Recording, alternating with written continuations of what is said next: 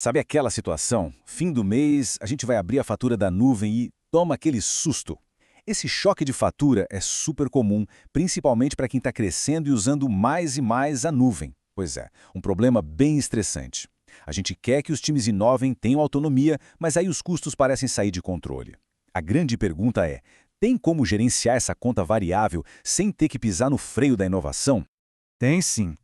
E a resposta, olha, não está numa ferramenta super cara ou num processo engessado. A solução começa com uma mudança de cultura, um novo jeito de pensar que se apoia em alguns princípios essenciais. Entendi. Então, antes de qualquer ferramenta, a base é cultural. E quais são esses princípios que formam o alicerce do FinOps? Olha, o primeiro e talvez o mais importante de todos é a colaboração. Acabou aquela história de cada um no seu quadrado, sabe? FinOps funciona como uma parceria de verdade. Engenharia, finanças, produto, todo mundo precisa falar a mesma língua, entender o impacto financeiro do que faz, para poder remar junto na mesma direção. Exato. E a colaboração é só o ponto de partida. Os outros princípios são tão importantes quanto. Por exemplo, as decisões têm que ser guiadas pelo valor que elas trazem para o negócio, não só pelo custo. Todo mundo, principalmente quem é da engenharia, assume a responsabilidade pelo que usa na nuvem. Os dados de custo precisam chegar rápido e de forma fácil. Uma equipe central ajuda a guiar todo mundo. E, claro, o mais importante, usar a flexibilidade e o custo variável da nuvem a nosso favor, em vez de lutar contra isso. Tá, agora faz sentido. Esses princípios formam uma base bem sólida. Mas como é que isso vira um processo de verdade, um ciclo que as organizações podem seguir no dia a dia? Ótima pergunta! E para a gente entender esse novo processo, é fundamental olhar para trás rapidinho e ver por que o modelo antigo, aquele do data center, simplesmente não funciona mais no mundo da nuvem. A mudança nossa, gigantesca. A gente saiu de um mundo de capex, você sabe, custos de capital fixos, compra de servidor, tudo planejado com anos de antecedência, para um mundo de OPEX. Despesas operacionais, tudo variável, descentralizado. Hoje, qualquer pessoa com autonomia pode subir um recurso novo a qualquer momento. Isso exige um modelo operacional totalmente novo, muito mais dinâmico. E como é que é esse novo modelo, então? Ele é um ciclo contínuo, que nunca para, e tem 3 fases. Primeiro, informar, ou seja, dar visibilidade, mostrar para todo mundo onde o dinheiro está sendo gasto. Depois, otimizar, que é pegar essa informação e encontrar jeitos de economizar e ser mais eficiente.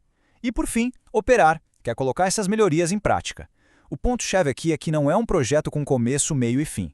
É um loop. A operação gera novos dados que voltam para a fase de informar e o ciclo recomeça, sempre melhorando. Na teoria parece fazer todo sentido, mas eu fico pensando, na prática, devem ter umas decisões bem difíceis para tomar logo de cara, né? Por exemplo, como é que se lida com a responsabilidade? De quem é a conta no final do dia?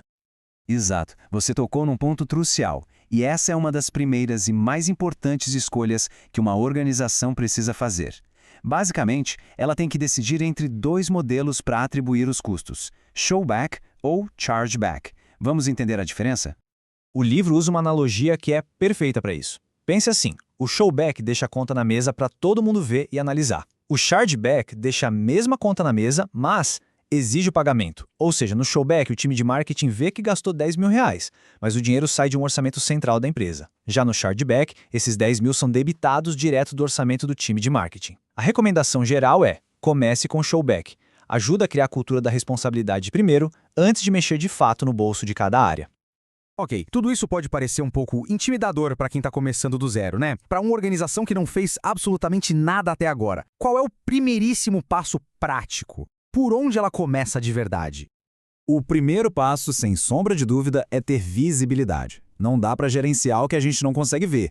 E essa frase aí resume tudo. Tentar organizar a casa depois que milhões já foram gastos sem controle é um pesadelo. Então, o início de tudo é implementar uma boa estratégia de tags, de etiquetas, para saber quem está gastando o quê. Depois, nada de querer abraçar o mundo de uma vez. Escolha um projeto piloto, um time, uma aplicação e comece pequeno. E por fim, entregue esses dados de forma clara e rápida para as equipes de engenharia. É o tal do efeito Prius. Quando o motorista vê o consumo de combustível em tempo real no painel do carro, ele naturalmente começa a dirigir de um jeito mais eficiente. A lógica aqui é a mesma. Entendi. É um processo de melhoria contínua, o que pode dar um pouco aquela sensação de que o trabalho nunca acaba, né? Exato. E é muito importante ter essa mentalidade. O objetivo aqui não é a perfeição, não é chegar num ponto final e pronto, acabou. O objetivo é a melhoria contínua. É sobre aprender, colaborar e ficar um pouquinho melhor a cada ciclo que passa. A jornada é o próprio objetivo. Para a gente fechar então, qual é a chave definitiva para o sucesso? Aquela única coisa que, se faltar, nada disso funciona. A conclusão do livro traz uma metáfora que é fantástica.